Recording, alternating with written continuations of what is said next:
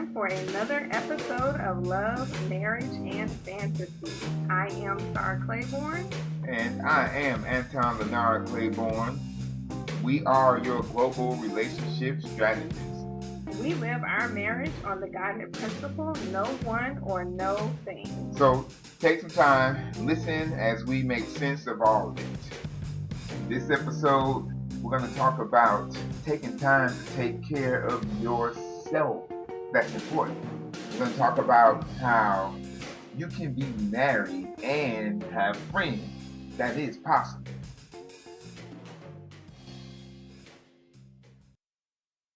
So, Star. So, Anton. How was your weekend? It was fabulous. Fabulous? We did some family stuff. Family stuff was great. Oh, yeah, that's right. We did the family brunch. Family brunch. It was the first one. Not the first family brunch, but the first bucket list family brunch. True. Right. Yeah, our first family bucket list family brunch. Or is it bucket list brunch for families? Bucket list brunch for families. Well, either way, it was quite interesting. Yeah. I think we had one falling asleep at the table. No,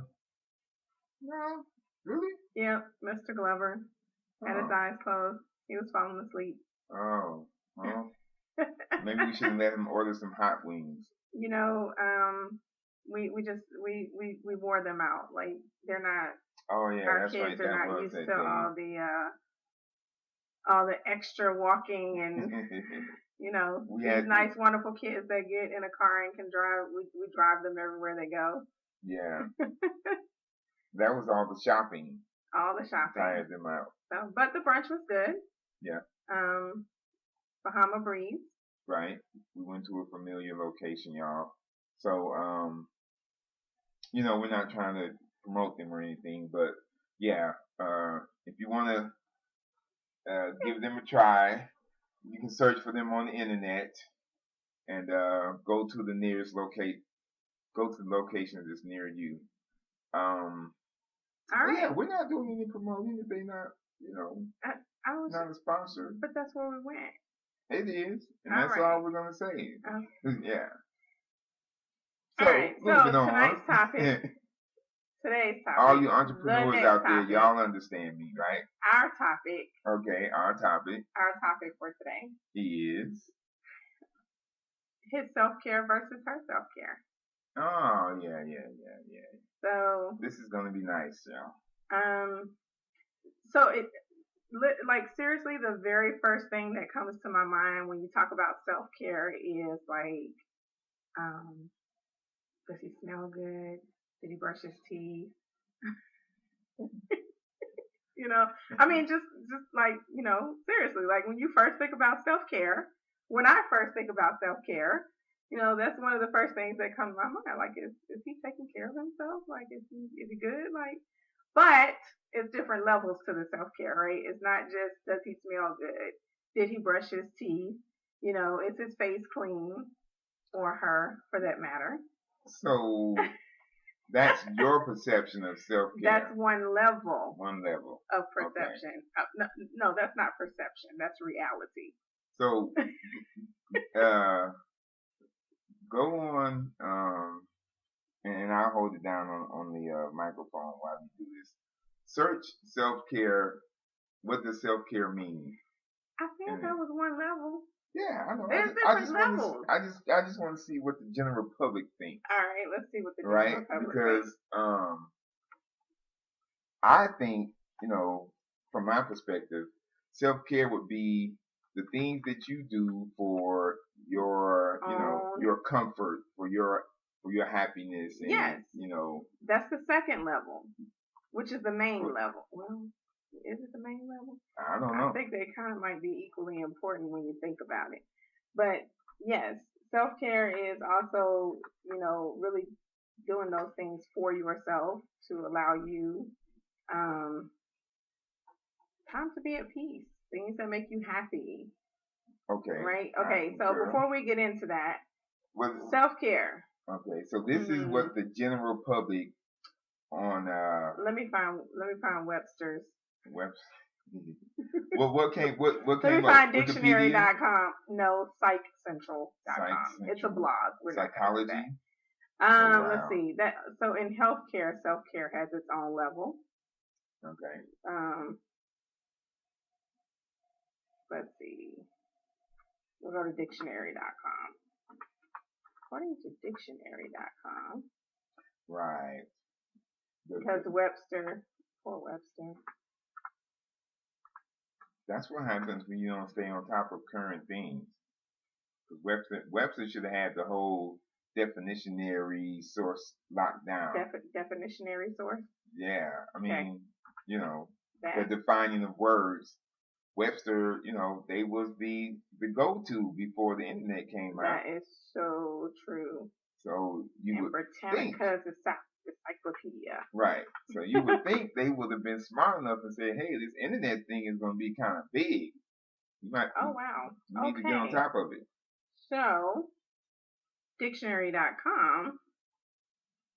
This is very interesting. This is what the general public, the masses, think self-care is. Yes. Okay, go ahead. It's a noun, by the way. Oh, really? That's interesting. Okay. Care of the self without medical or other professional consultation. Well, that sounds about right. If you're taking care of yourself, bringing yourself to a place of happiness and peace, and right. Doing those things that are good for your body, right, then that would definitely fall under that. Right. I wasn't expecting it to say that. Neither was I. So, all right. So So care of self without medical or other professional consultation, that still falls in the first level of making sure you smell good, right? Brush teeth, basic hygiene. Basic, yeah. Basic should be basic. Make sure it's basic, right? It is basic. For anyone who's listening and think it's not, it is. You need to do that daily. Okay. So the next level is, what's the next level? For me, from my perspective, it would be for me. It would be self-care. Like, are you really taking? It would be appearance, because appearance doesn't fall under hygiene. I would agree with that. Yeah, so that would be, your clothing. Do they look worn and do they look torn or, always walk out faded. The house ready. Do your clothes look like you took time to press them, put the iron to them, things like that. But some people feel like, what's the point of ironing? Because the wrinkles are going to smooth out as you go out throughout the day. When that's not a fact. I was about to say that is not a fact. I have not experienced that. Well, I usually iron my clothes, so I guess I won't experience. But I think most working people have seen someone either at their job working or saw a customer come in who had on that wrinkled shirt that was obvious they didn't iron it, and it was late in the evening. So yeah, I've worked with a few people like that actually, but yeah, So speaking of appearance, and we're talking about self-care, ladies, I am a big fan of just buying those clothes that you don't have to iron. We have that luxury as women, so I don't iron a whole lot for work or to go out or to do things, because a lot of my things have that material that you just throw it on and it really does stretch out with our body. Well, yeah, y'all have that. I guess that's a luxury. All of that, what we have could, I guess as you say, could be a luxury because it'll eliminate that job description for us sometimes. Yeah. So we don't have to iron. I don't iron very often. Right. but the appearance as well. The appearance as well. So, all right. So you have that level, and then you have the next level, which is, I would say, when it all boils down to it, you're just thinking about doing those things that are making you happy, being an individual. Right. And when we're talking about being in a relationship and whether you're married, dating, engaged, it doesn't matter. It doesn't matter. It's really about being that individual and making sure that, you know, the two of you are having your fun, not losing yourself, and, you know, you can immerse yourselves in one another, but making sure that you're out there with your friends, making sure that you're maintaining those relationships if that's something of value to you, making sure you have those moments alone. Because I think those moments alone allow you to think more about what you're going through or what's happening, and help you bring more. It can help you bring more energy to your relationship. Yeah, it could. It could. Um, But you know, uh, with you mentioning bringing energy to the relationship, it reminded me of those couples who, those relationships where you have one person who feels as though they can place restrictions on the freedom of the other person. And one way they do that is by telling them, you know, uh, you can't go out with your friends and uh, have fun because I don't have any friends to go out and have fun with. right. You know, And and that right there. I guess that's where we can talk about the reason why we chose this title: his self care versus her self care. yeah, that I feel, to me, that's like a form of possession, right? Like, Yeah, you know, it's really bringing misery when you decide to be with somebody. You both decide to be together for other reasons as well, but one of those reasons is because you make each other happy. There's something there that brings that. There's something there that is supposed to be good. And when you start saying, okay, because I'm not over here having fun, you can't have fun, then that's when the dark energy starts to come. That's when it's, you know, all this darkness starts coming over your relationship, because now the person who wants to have fun is going to start losing themselves in the process, because then they're trying to please the other person. And the goal right now is to encourage you not to do that. You know, you all have to find that medium, and you shouldn't place those restrictions on the person that you're with, because just because you're not having fun now, who says 6 months down the line you're not going to be that person that wants to go out and have fun? And then would it be fair for the other person to put that restriction on you? It wouldn't be right. no, it wouldn't. But some people, they just feel that's a sign of showing that you love that person because you're willing to sacrifice being with your friends so that you can be with them. Let's talk about that love word. Yeah. Because love is not placing restrictions. Correct. Like, if you love me, you trust me. Right. If you trust me, you don't need to say that I can't do this and I can't do that. If you decide to be with me, you shouldn't be worried about, you know, me going somewhere or doing something. You should have enough you should feel secure enough that when that person walks out of the door, that person is still with you. They are still with you, even though they're having fun, they're with you. And if you are in any type of relationship where you're constantly and consistently thinking about, what is he or she doing? Where is he or she at? Let me call them right now. Let me see where they are. Why haven't they texted me? Why haven't they called me? Well, you probably have a problem in your relationship that you need to address, right? Yeah. And then you have to look at yourself and really be honest with yourself and say that you are not putting you don't have that self-care in place for yourself, because now you're unhappy. The unhappiness is underlying everything that's going on, but you're ignoring it, right? And that's a whole nother topic, because that can be, you know, again, that's talking about insecurities. And I think that insecurities and that possession, the possessiveness comes from the insecurities. It's time for another social media break. So what we do is we just scroll through our social media profiles looking for relationship issues and situationship issues. Star, you ready? I'm ready. All right, the timer is starting now. All right, Twitter is. Don't call me angry or crazy for speaking up, but then don't stay in situationships, only the desperate do. Yeah.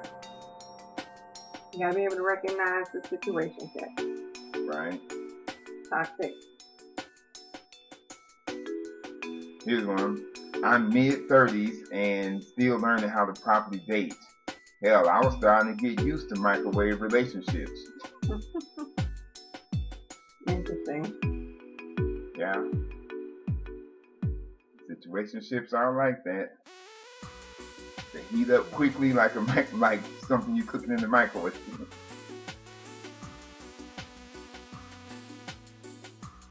Here we go. Here's one. Fuck all these half-ass relationships / situationships. Life's too damn short to waste time on meaningless fuck shit. Yeah. Sound like somebody's been burned.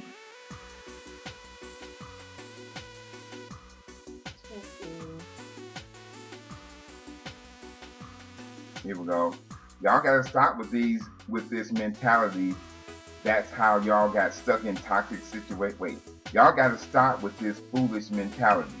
That's how y'all got stuck in toxic situationships, and y'all be hurting yourself in the end. And what they was talking about, somebody posted, "I'm not leaving this alone until he's dead." that is a twisted mentality. Yeah.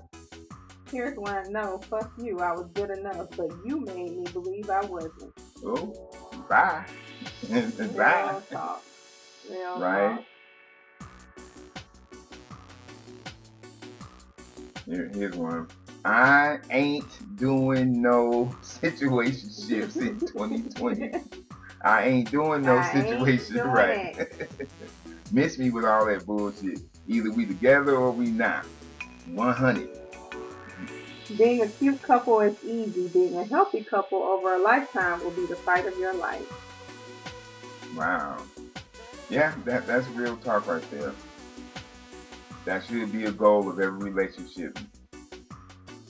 Being a healthy couple. What we got? Most populated places in the world: China, Friend Zone, Saltyville, Situationships, and India.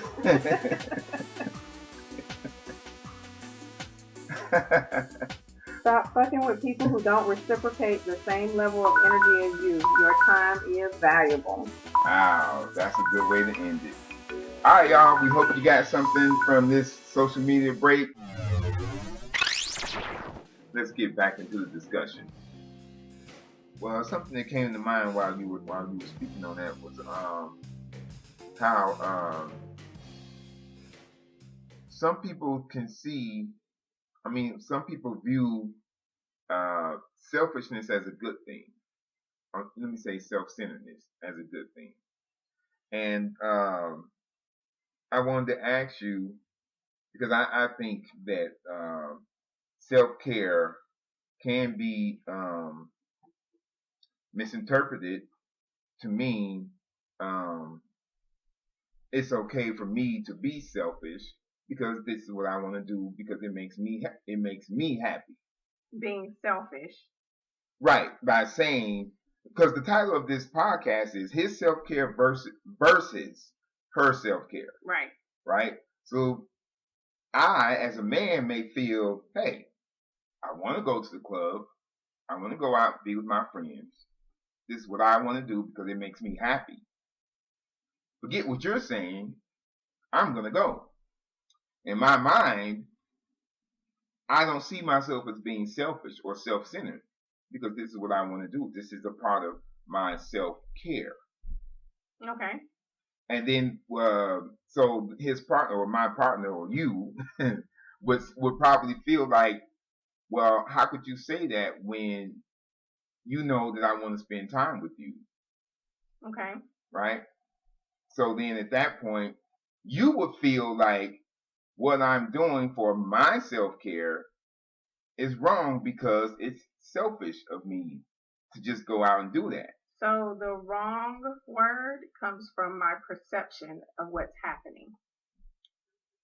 Right. Because just because you're doing that, even though you're saying, I hear that you don't want me to go, there could be so many other factors to that. Like, okay, did I just tell you that I wanted to spend time with you?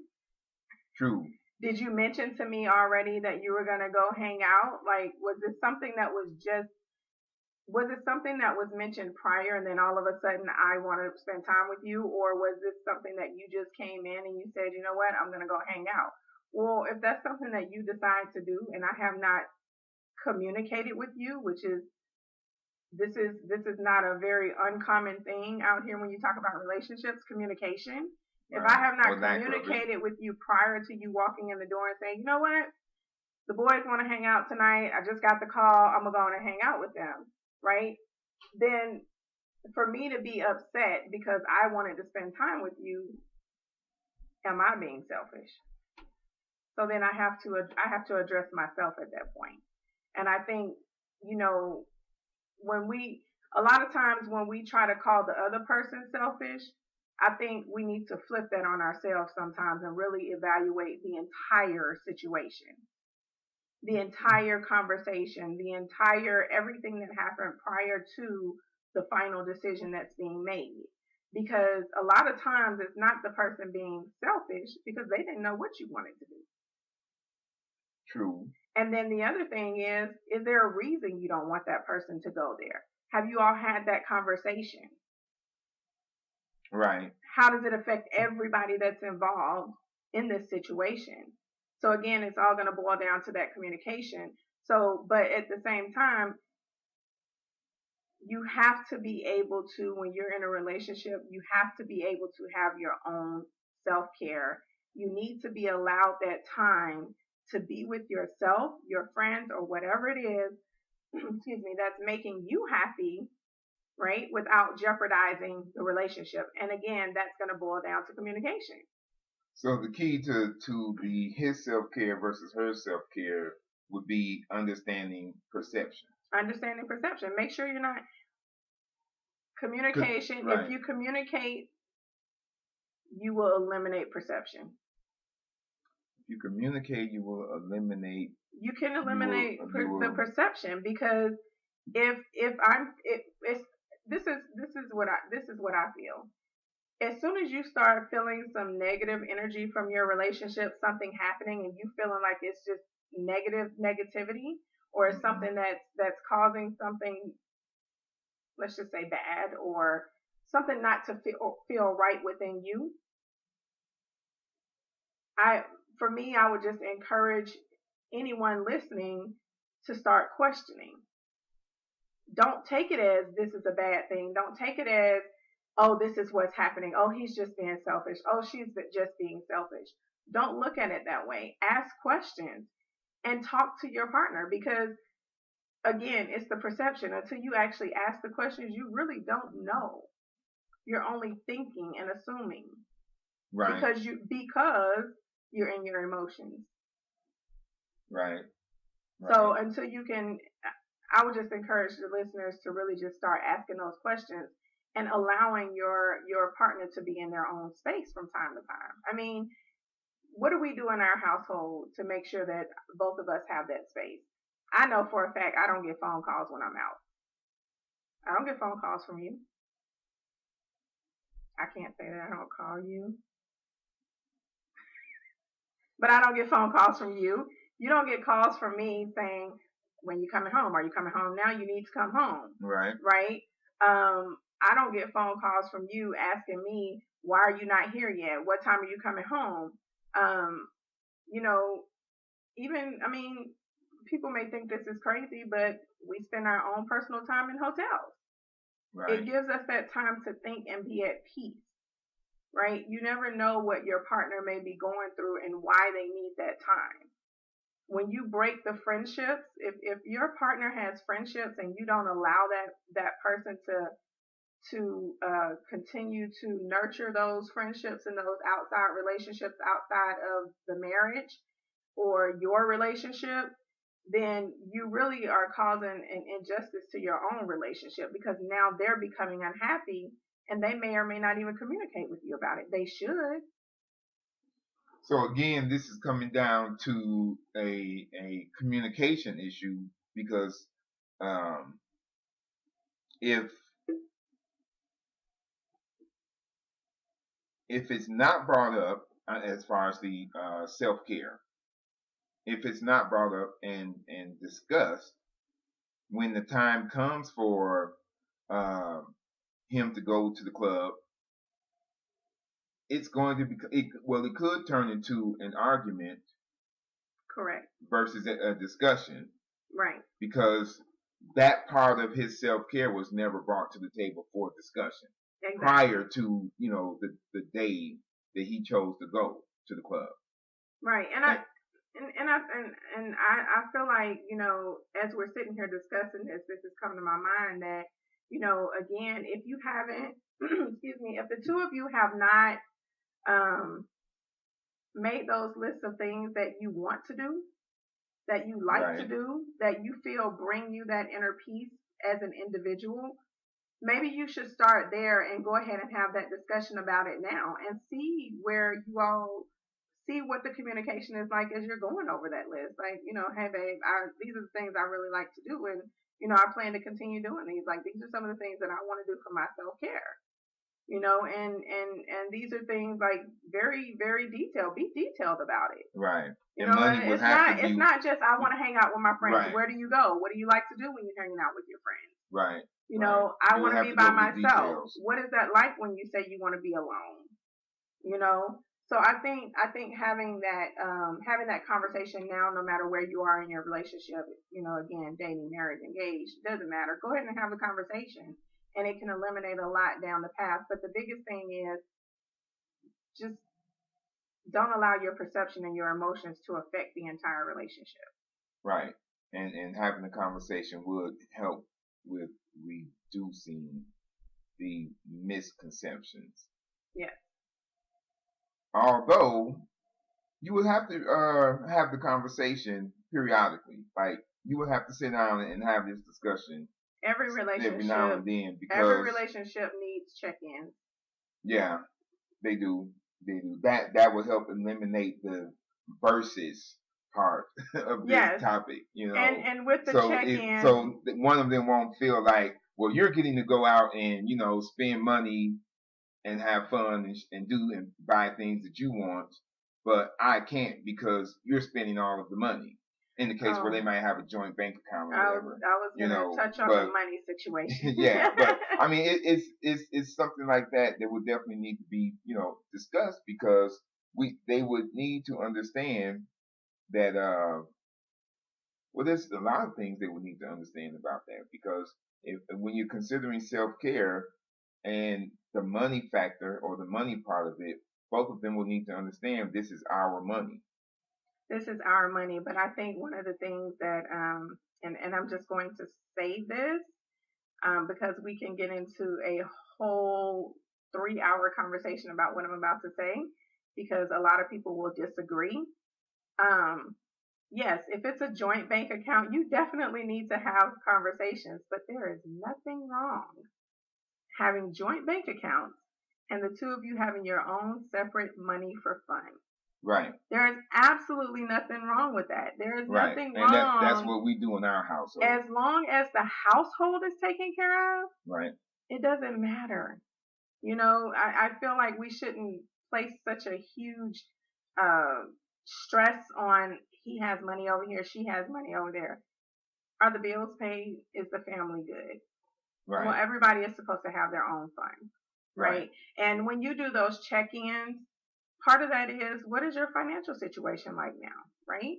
Right. You may need to adjust it. You may have $200 a month and she may have $200 a month, but over the next 3 months, you may realize there's something huge coming up that needs to be taken care of. So you may have to reduce that, or there may not be hardly anything happening and you may actually have some extra money coming in. One of you may be getting a big bonus, right? So you may be able to add to the fund. So, having that conversation is going to eliminate the perception, but it's also going to allow you to see where you are financially. It'll eliminate that, and it'll help you understand where your growth process is. Because even with this, you have to realize that the things that I liked 10 years ago, I'm a different person 10 years later. Right. And I'm not saying that in a bad way. Hopefully it's in a good way. We should all be working towards positive growth within ourselves. Right. And so as we grow, things are going to change. The things that we like to do are going to change. So that will help with that as well. This brings us to the close of another episode of Love, Marriage, and Fantasy. Subscribe to our YouTube channel at Claiborne Coaching. Download the podcast, Love, Marriage, and Fantasy. Thank you all for listening. You can follow us on Facebook and Instagram at Claiborne Coaching and Twitter at Sandtime Talk Sex. Remember, subscribe so you don't miss the next episode.